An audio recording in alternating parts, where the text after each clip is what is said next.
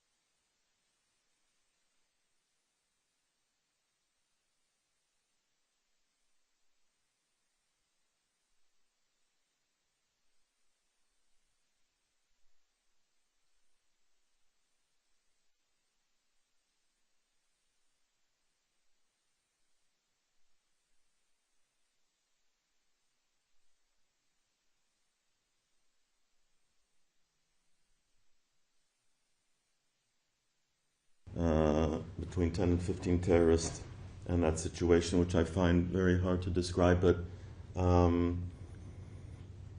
they forced us out of the window of our home, down outside into the ground. Aviva was injured on the way, and she suffers from pain until this day in her knee. My ribs were broken on the way out of the house. We were forced, again at gunpoint, to take them to our car, and they shot at us on the way. I was wounded in my left wrist. They pushed me from behind. I fell to the ground, and then we were forced into the car and driven with 3 terrorists. One was sitting in the back with a long knife, holding it right in front of even my face, and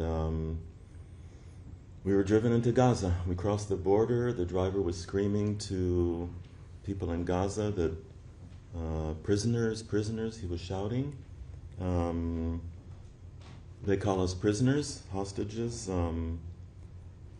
And we were transferred, we were blindfolded, and we were transferred to 2 cars in Gaza, and then we were forced out of the car into a home, down into a tunnel. A dark tunnel, a small tunnel, bumping our heads on the way, a very low ceiling, and this, we were forced into a small niche, and then shortly after that they brought in a young man from our community of Kfar Aza. He was full of blood from his head, and all of his clothes were covered in blood. We knew this young man since he was born. He's still in captivity. Shortly after that, they brought in a woman and her 3 children from our community, and she told us that they had murdered her husband and her daughter in their house before they were kidnapped. We spent 3 days together in a tunnel, the 7 of us, in very cramped, a very small niche, and 4 armed terrorists that were guarding us with, I mentioned they were armed, and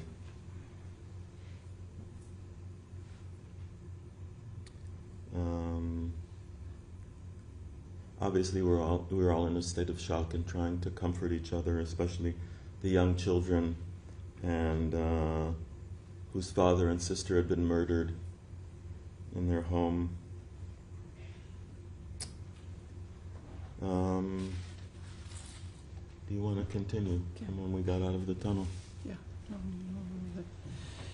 So Keith and I were hostages. I was there for 51 days. Keith was there for 484 days. And we haven't come back to life because we're worried about the hostages that are still there. We know what they're going through. We come from a community that are peacemakers, and we've always been like that, and we're going to stay like that because we're innocent people with hearts that care, and we want good. Our community lost 64 people in such a brutal way, and there was families that were burnt alive, babies that were killed, mothers that were raped in front of their family, and Gali and Zivi from Kfar Aza, that you can see that I carry them close to my heart. They're from my community, and I'm very, very worried about them. We have 50 hostages still left in Gaza, and we know that 20 of them are still alive, and we know that they're hidden. They're hidden underneath the ground, just like Keith and I were. One of the times, the Hamas terrorists took us underneath the ground, and I touched death. I was sure that I'm going to die. Keith looked at me and said, I don't have any air. And he was trying to collect the oxygen, but there was not. We were left there to die. They didn't even care about us. We were taken. A basic need of a human being is air. But everything was taken away from us. We weren't allowed to move. We had to just lie down from 5 o'clock until 10 o'clock the next morning and sit the whole day and keep quiet. We weren't allowed to talk. Sometimes, only sometimes, we were allowed to whisper, but most of the time we had to just move the time by trying to think what next is going to happen. What worst thing is going to happen? Because so many worst and terrible things happen to us all the time. There wasn't a minute that I could say to myself, okay, relax. I had the feeling that they're going to kill me all the time, or they're going to kill Keith, and I was worried about him all the time. I'm a witness to one of the girls that was touched because he felt like it. I'm a witness to one of the girls that they beat at her, and Keith will tell a little bit of more because he was there in the room. I just heard it, and I saw what happened to her after she came back. 4 terrorists just beat at her with a stick, and while they were beating her, one of the terrorists came into the room that I was in and started hitting the door and the wall so we could see what they were hitting her with. And we have Alon Oil, that's about 22 years old, that he was trying to protect himself, and they threw a grenade, and pieces of the grenade are in his eyes until this day. Nearly for 2 years, he's going blind. He's blind in one eye, and he's going blind in the other eye. They aren't even human enough to take it out of his eyes. So we were starved. I lost 10 kilos. I was starving all the time. I had to beg for water. Until today, I need water next to me all the time. I can't feel thirsty at all. I cannot lock myself in a bathroom because I'm scared, because I was locked in rooms there and taken under the ground and been forgot of. Most of the time, I just wanted to die. It was too much for me, being a human being, going through what I went through, and to see what the Hamas terrorists did to Keith and to the girls. The Hamas terrorists are responsible of taking Keith and I with our pajamas from a house. We're innocent people. And one of the times we were in a building and they told us, get up and get dressed. They dressed us looking like Arabs with a hijab and a galabia that Keith wore. And they told us that we need to leave the building with all the Palestinians in that building because it was dangerous. And they told us the army, the Israeli army, told them to leave the building with us because it was dangerous. So if everybody didn't understand, I was there and I'm a witness that the Israelis are taking care of the innocent people. But we do know, because we were there, that they're using the innocent people. In one of the houses, there were rockets going out of the building, and the building was shaking, and I was looking at the ceiling and counting the cracks to see if I'm going to die at that minute, or Keith might die. And then the Hamas terrorist came in with 2 children, 1 2 years old and 3 years old. And he said, don't worry, it's us shooting Israel. And he looked at his kids and he clapped his hand and he said, beautiful. And his kids clapped his hands. They're 2 and 3 years old. And I was shocked. I'm a teacher. And I would never even think of doing something like that and teaching kids to hate because of killing. We were in a dangerous place. We're in the middle of a war as innocent people with nothing to protect ourselves. We didn't have a knife. We didn't have a gun. We never even thought of doing anything. All we did was lay down on a filthy, dirty mattress and try to keep alive. And that's what we did. I did for 51 days and Keith did for 448 days. And 84. Now there's 20 hostages and 50 there that need to come home. Everybody's suffering. All the Jews in the world, all the innocent people and good people that feel for us. And we just have to bring them home now before it's too late. And I just want to end by saying that it's the worst thing that any human being should go through. And it's the worst that any human being that was in Gaza had to worry about Keith, my husband, and the girls that I was with.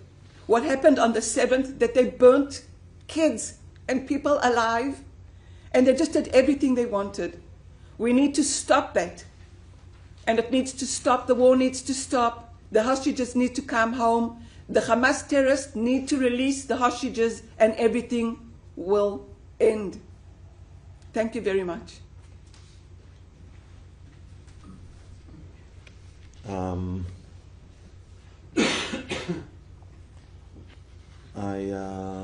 I spent time in captivity with four hostages that remain in Gaza, and today marks 650 days that the hostages are in captivity. One of them was Matan Angrist. He was seriously critically injured on the 7th of October. He suffered burns and wounds and infections that were not treated. We spent 67 days together, locked up in a very small room with no windows, dark room. We had to beg for them to open the door so that we could go to the toilet. We were abused. We experienced violence. We also experienced and were subjected to psychological abuse and many comments with sexual orientation, speaking about our private parts, and them talking about, asking about our family members, our women family members. They told me that they want to marry my daughter and asked me if that's okay with me, if I would allow that, and talked about sexual preferences of us, and we were starved and we were dehydrated and went through extended periods of time of starvation and not having enough water, and as I said, Matan was seriously injured and he was suffering from pain throughout the whole time. They were constantly telling me that I will be the first one to leave, and they told Matan he would be the last one to leave out of the hostages. This is what Matan looked like right before October the 7th. And this is what Matan looked like around a year ago in July, after he was lynched on the way to Gaza. And there are videos that show Matan being kidnapped and lynched when they took him into Gaza. He was held in a tunnel. He suffers from asthma. He had severe respiratory distress. He was hardly able to breathe. I met Matan after he had spent 3 weeks in a tunnel, and he was in a very desperate situation. I mentioned, I want to focus on the 50 hostages that remain in Gaza and the urgency to bring them home. And I share my experiences and the experiences of other hostages that I witnessed in order to express the urgency. I also spent time with Gali and Ziv Berman from our community, Gaza, that we have known since they were born. They were both injured, suffered injuries, and even though they were twins and they were kidnapped from their homes right next to each other in our community, they were separated. And they have lived their whole life together. They love each other very much, have a very, very close relationship, worked together up until the 7th of October. This is where they lived. I want everybody to look at this picture. They don't even have a knife to cut salad in their room. They don't have a gun to protect themselves. The Hamas terrorists just had you heard that about Emily Damari? She lived very close to them, and what they did, they just burnt everything in such a brutal way. There's a girl named Ophir. She called her father to say that she's been shot. His father couldn't get there on time. She died slowly. She was lying in her blood. She was 21 years old. What happened to the people on the kibbutz was beyond. And just like Keith said before, it wasn't a war. We didn't do anything. We didn't have a gun to shoot back. We didn't have anything. The only thing that we did is to try and keep ourselves alive. And can you imagine being a father of a child that's 20 years old and that you know that she's lying in her blood and trying to keep herself alive, but she died? And that happened to so many of the Kama Alpine? Kama Alpine there? 1,000, over 1,200. Over 1,200 youngsters. There were youngsters in the Nova that ran and tried to go, and they didn't manage, but they died slowly. So I just want to say that Keith and I nearly died slowly too, and there's still hostages that nobody can see because they're hidden. What we see in the news, and you see in the news many times, is what you can see. But what you can't see is the 20 hostages that are still alive and begging to get out of there, begging for air. It's a basic thing that every human being needs. It's terrible. It's just terrible. I just want to correct, because accuracy is very important to me, and I misunderstood Aviva's question. Over 1,200 people were killed and murdered on October the 7th. And I think you were talking about the Nova Festival, and I think there only over 300 were murdered, I think. But I just want to stress the fact that this war that we're in now was started when Hamas launched the terrorist attack unprovoked on innocent people like Aviva and I. Babies that were killed, murdered, and kidnapped into Gaza, and were murdered in Gaza. Elderly people, women.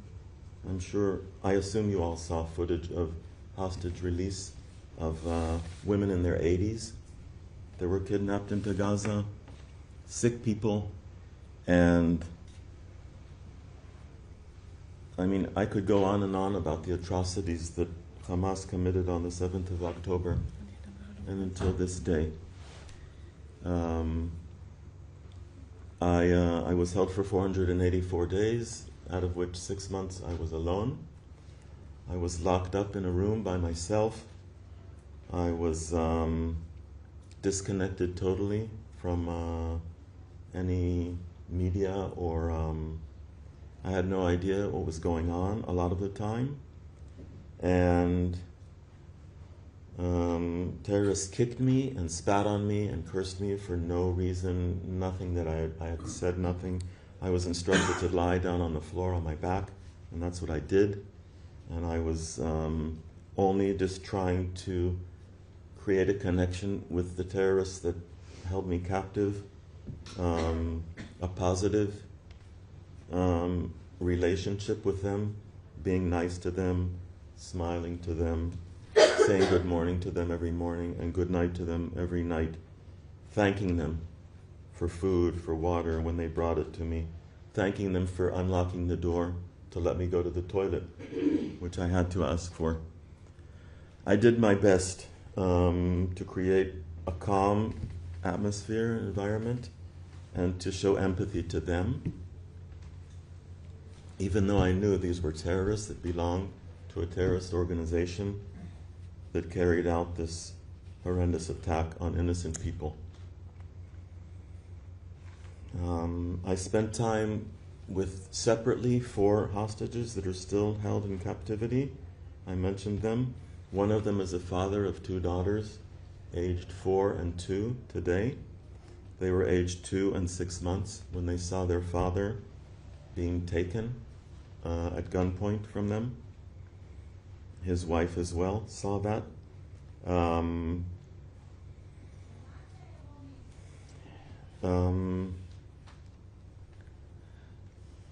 also want to stress the fact, I also want to mention that they were constantly trying to convert me to Islam.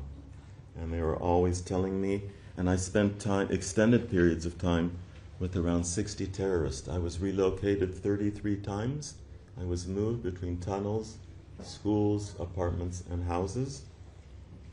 So I spent time with around 60 terrorists, and they were constantly trying to convert me to Islam, telling me that only Muslims go to heaven. All other people that are not Muslims go to hell. And telling me that I should become a Muslim, otherwise I will go to hell, and describing Islam as the best religion and Muslims as the best people, telling me that they have no problem with death because if they die, they are martyrs, and if their family dies, they are martyrs. Women, children, wives, children of these people, if they are killed in war, they told me, they go to heaven. And they said that life is just a small part of the journey. The larger part of the journey is in heaven. And that's what they said they are focusing on, to be good people in this life so that they will go to heaven. And part of being a good person, according to them, is being a Muslim and praying 5 times a day and fasting on Ramadan and several other things, believing in Allah. These people abused me, tortured me, and I witnessed, Aviva mentioned a woman being tortured, and when I say torture, I say it in a literal sense. This woman, they had tied her hands together at the wrist, they had tied her feet together at her ankles, they had covered her face with tape, they had put her down on her back on the floor. They called me to come into this room where this woman was lying, and there were 3 terrorists in the room. 2 of them were taking turns beating her with a rod, and the 3rd one was holding a metal rod with a sharp pointed end, which he had put on her forehead. He was standing behind this woman. He was holding the rod and applying pressure to this woman's forehead with the sharp pointed rod. And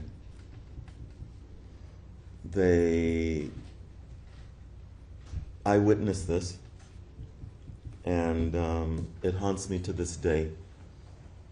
They were accusing this woman of something that had nothing to do with reality, and I know that, and they told me that I must tell her to confess, otherwise they would continue beating her, and what I described, the man holding the sharp metal rod. And then I saw the same woman being threatened with death when the terrorist held a pistol to her head and said she must tell the truth, otherwise he is going to kill her. I tell this story and many other stories, and I relive this horrific experience that I had, and it haunts me to this day.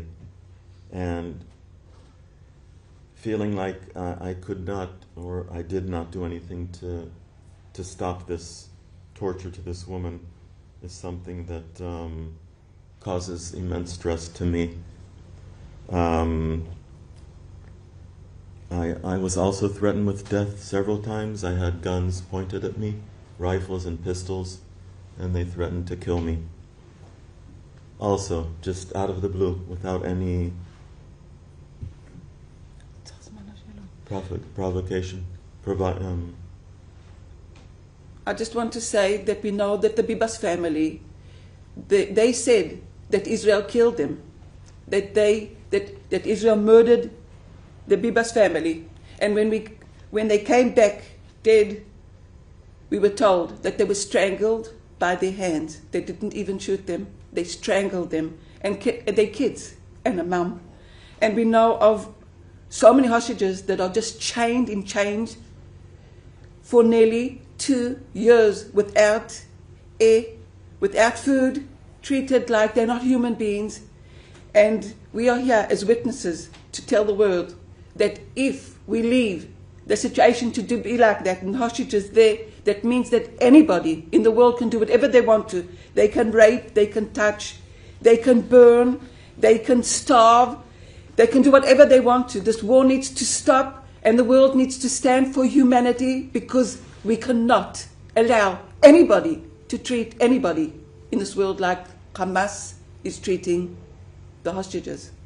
They are responsible that they took them, and they need to be responsible enough and human enough to let them go home. Came back like a skeleton. And until today, he suffers of so many things, because he was there for 484 days. And we have the hostages that are there for nearly 2 years. We need them to come home before it's too late. We'll open up for questions. Just whoever wants to ask, just introduce yourself and the area that you are coming from. Yes. Thank you very much for the time and for sharing your stories. Aviva, it's nice to see you again face to face. Keith, nice to meet you face to face. Remy Inocencio, CBS News foreign correspondent based here. The stories that you shared, the harrowing horror stories, are a window into the continued world of these hostages still held in Gaza. 20, as we expect to still be alive, that we hope to be alive. Do you think that the continued war, the continued bombardment of Gaza, is in the best interest for their survival? I do know that Hamas is not releasing the hostages, and that's the whole problem. They need to release the hostages, and this whole war will finish. They're responsible of taking them. They must be responsible to bring them back home. But they're keeping them. And they're ruining what's happened. They're ruining so many people's lives. I think that Hamas terrorists carried out this terrorist attack on innocent people. And I think that it's up to them to agree to release the hostages and to agree to not threaten Israel in the future. Israel has a right to defend itself, and Israel has a right to ensure security in the future. And I also believe that they're suffering on both sides because of Hamas.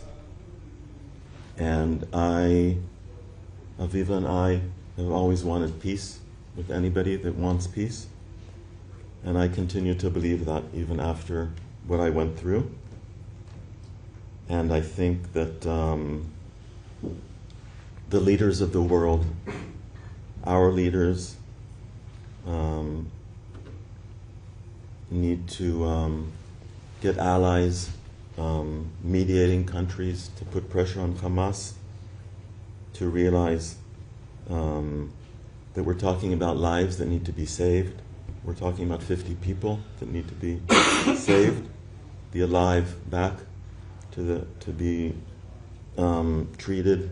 And so all of them are, after 650 days, they're needing medical care and treatment, and the deceased need to be brought back to a proper burial. And how that needs to be done is through negotiations, to reach an agreement, bring all the hostages back, the war will be stopped, Hamas will not be a threat to Israel's security anymore. Peter Cardwell from Talk Aviva, we've spoken before. Thank you so much for speaking to me from Israel. There was a 433-day period where you worked together, where Keith was in captivity and you weren't. Could you just tell us a little bit about that from both your perspectives? When you had been released, Aviva, but Keith was still there. When I was out of Gaza, I wanted to believe, like they told me, that Keith is coming home the day after or 2 days later, but he didn't.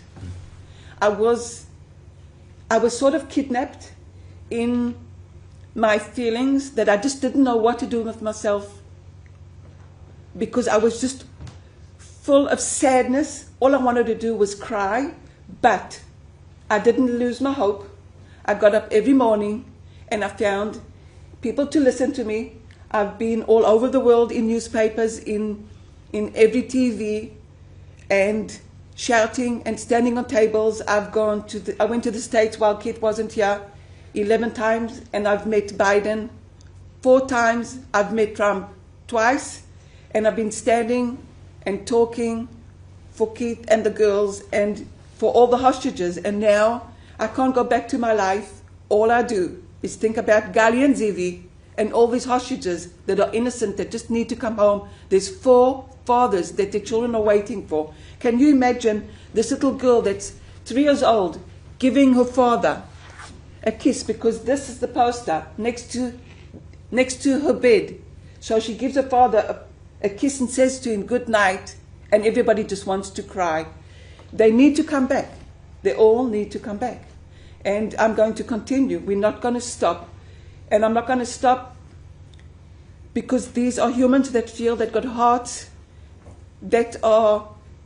I want everybody just to imagine somebody that they love, that is underneath this ground and waiting to be rescued, starved, with nothing to do, has to keep completely and utterly quiet all the time, with a gun in front of their face, touching death all the time, and worried. I was there.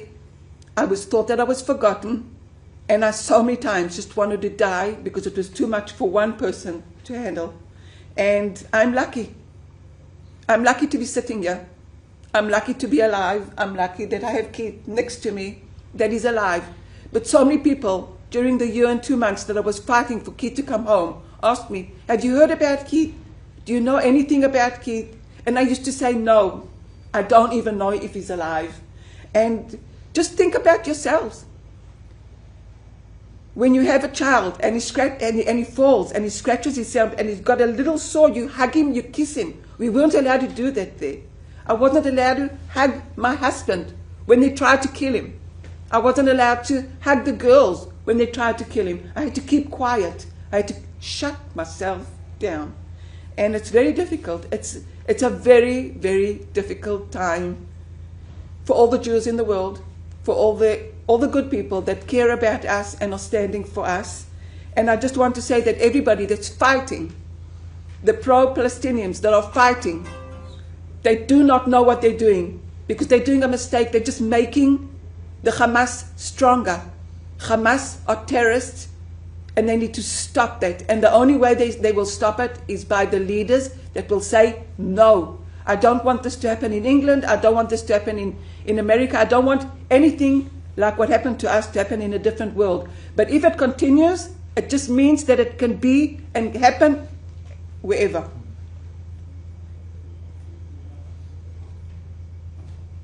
Yes.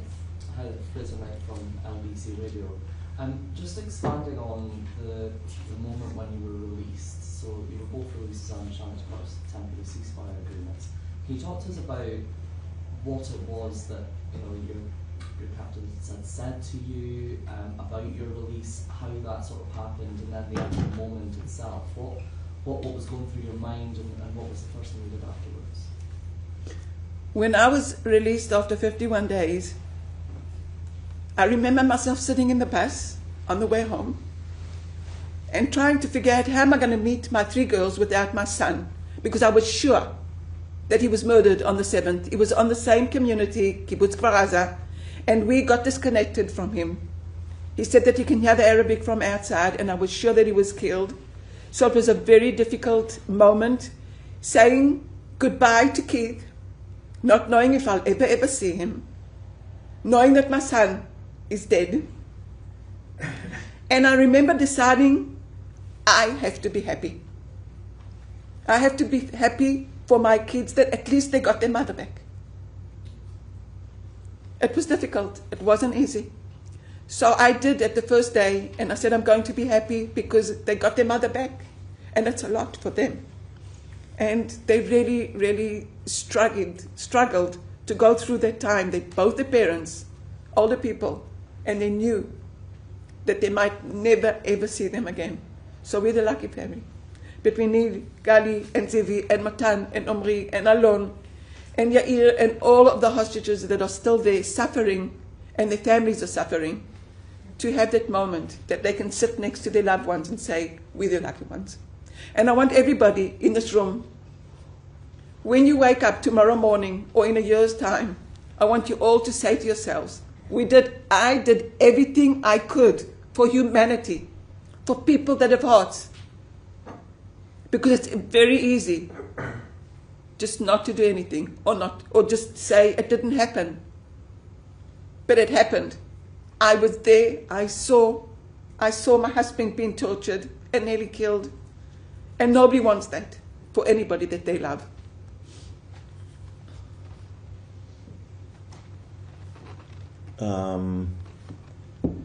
To reply to your question, I was told 2 days before I was released that I would be released. Wasn't sure that was going to happen because, as Aviva mentioned, when she was taken and we were separated, they told us that I would be released the day after her, which obviously did not happen. So yeah, I knew I was going to be released on Thursday. I was released on 2 days after, on Saturday. They woke me up early in the morning on Saturday. They told me to take off all of my clothes. I was standing there naked in front of them.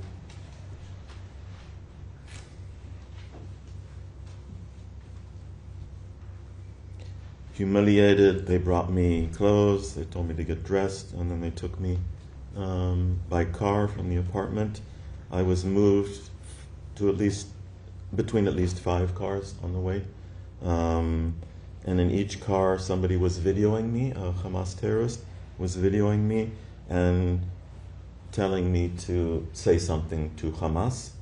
The first one that said that to me, I said, I'm not sure what to say. So he said, maybe I want to thank Hamas for everything that they did for me. So that's what I did. And that's what I did at least 5 times on the way to the location where I was released. I was taken there. I was given a certificate with my name and my birthday, and it had the date of arrest. I was arrested, according to Hamas. And where I was arrested, on my community of Kfar Aza. And I was given that. I was told I would be taken on stage. And if anybody is interested in seeing that, you can Google Keith Siegal's release. There are many videos of that. I was taken in a car full of armed terrorists with their face covered. I was taken on stage. I was told before that I would be taken on stage, I should wave to the audience and say thank you. That's what I did. I waved. I did not say thank you, and then I was taken off stage. A huge crowd of armed terrorists. And again, you can see it on online. And then I was taken to the Red Cross vehicle, not being sure I was actually going to be released until I was back in Israel. Worried something might happen, and at the last minute, they might decide not to release me.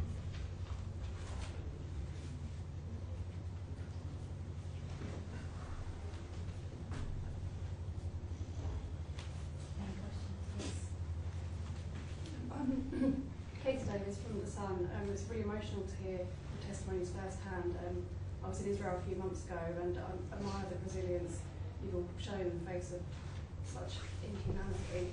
I just wondered whether you both fear a repeat of October 7th and the atrocity that happened that day.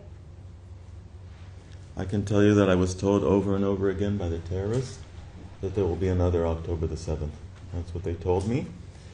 They told me that I should leave Israel, I should take my family and go, otherwise we might die in the next attack. And they asked me, why am I living in Israel? I'm an American citizen, American-Israeli citizen, and it's their land, they told me. We stole their land, we stole their homes, and what right do I have to live there?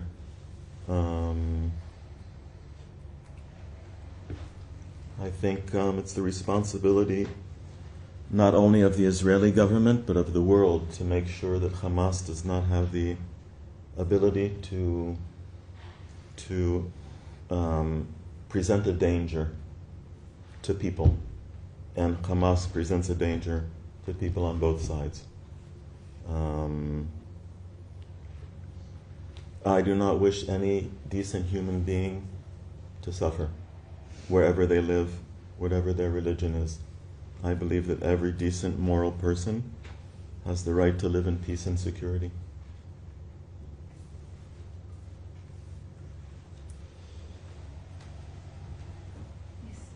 Richard Ashmore from the Daily Express.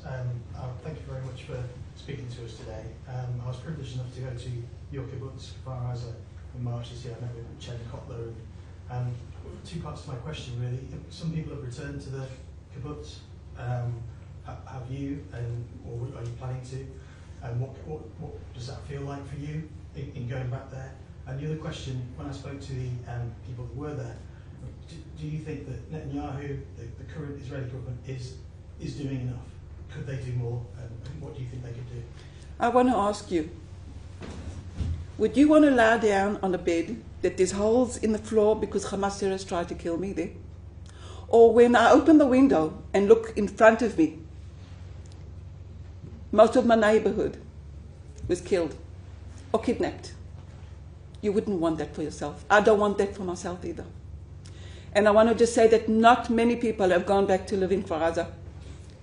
So many people are just, their soul is destroyed of what they went through. My children lost their best friends. My daughter, in the same group of children, grew up from the day of when they were babies together. One lost her husband with 3 little kids. The other one lost her father because the Hamas terrorists just killed him. And she had both of her parents kidnapped. She's 33 years old and they are 2. And they have to continue living. It's difficult. Gaza went through too much. I can tell you that there's so many houses that there's nobody to go back to. Nobody. Because the people were killed with their children. And we cannot allow ourselves to even think about the 9/11, sorry, 7th of October, sorry, to happen again.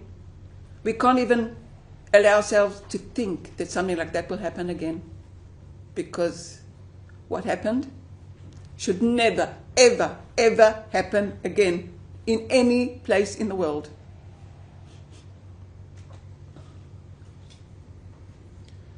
I would like to return to Kfar Aza. I've been back 4 times since my release, and I'm always have a desire to go there and see my home and my community for over 40 years. And I meet people from the community, and it's very emotional and very, I think it's very empowering what we've all gone through. This mutual tragedy. I pray for security of, as I mentioned before, for everybody, but specifically our community and our area. I think, I believe that it's important to return to the area. I believe that it empowers me, it empowers us, and it also proves to Hamas that we will not I don't know if surrender is the right,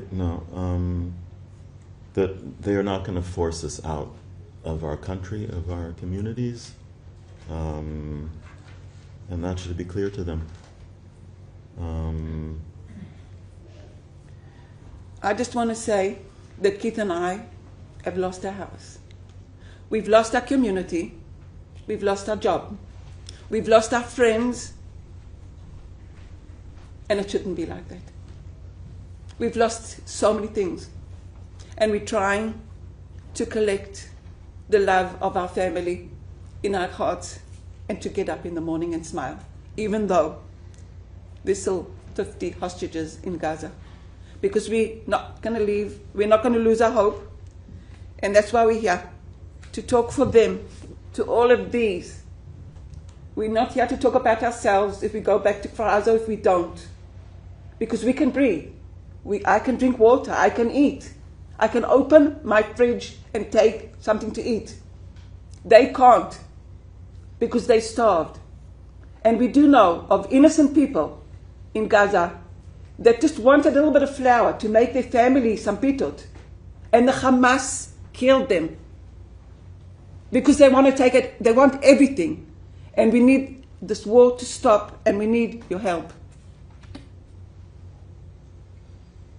Thank you.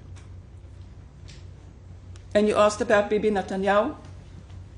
I believe that my government is doing everything they can to bring the hostages home. I believe that from the bottom of my heart. Because Bibi Netanyahu is not a terrorist. He's a good person with a heart and wants good for his country. But we need help. We need help from England, from the whole world.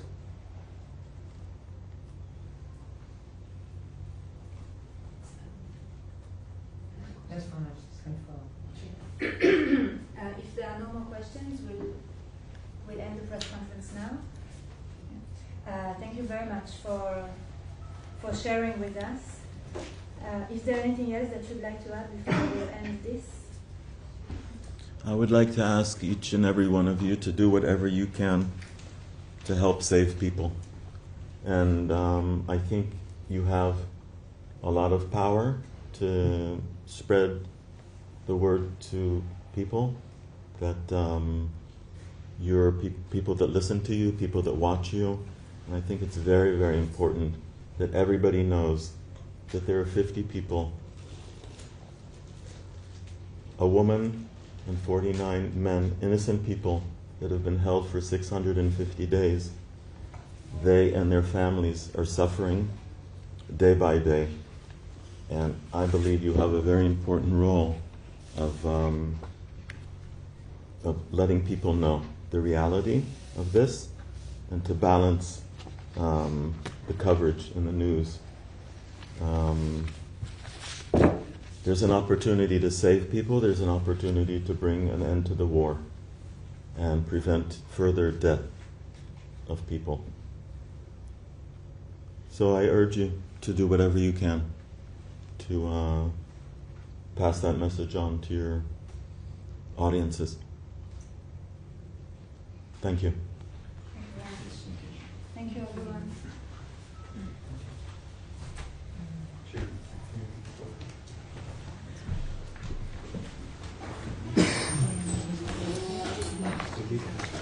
Thank you, everybody. Would you be ready now?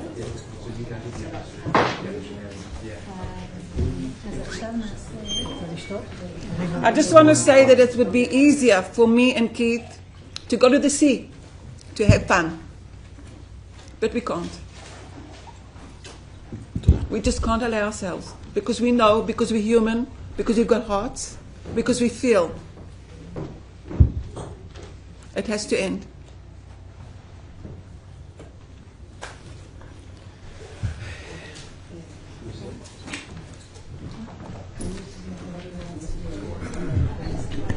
Thank you.